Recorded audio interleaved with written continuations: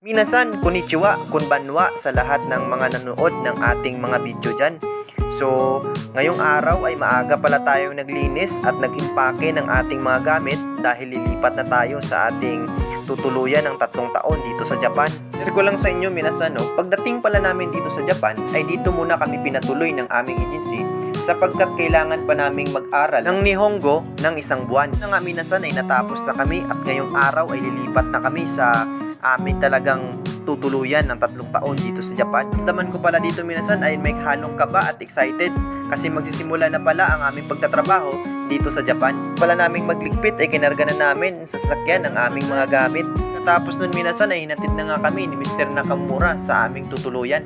So habang kami ay nagtatravel, konting video-video lang muna tayo dyan kasi parang wala na tayong magawa eh. Hindi pa nakakanam ang trabaho ko pala dito ay isa akong welder sa paggawaan ng mga sakyan dito sa Japan. Dati minasan ay pinapangarap ko lang magtrabaho sa ibang bansa pero ngayon nandito na talaga tayo at makakapagtrabaho. At nagpapasalamat din pala ako una-una sa Panginoon at sa mga taong tumulong sa akin na nakapunta ako dito at makapagtrabaho sa Japan.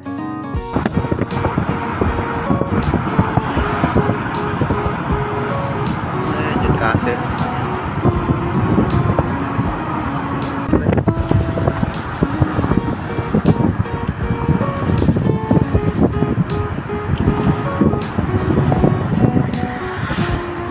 Nga minasan ay nakadating na tayo sa apartment na ating tutuluyan dito. Mga 1 oras din at kalahati ang ating binyahe bago tayo nakadating dito sa ating apartment.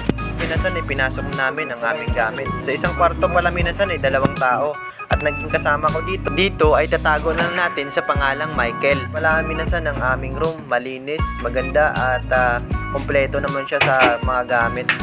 Minasan, dito na pala nagtatapos ang ating video. Pa-like, pa-share at huwag makalimutan mag-iwan ng comment. At kung hindi nyo nagustuhan, i-like nyo pa rin. Salamat!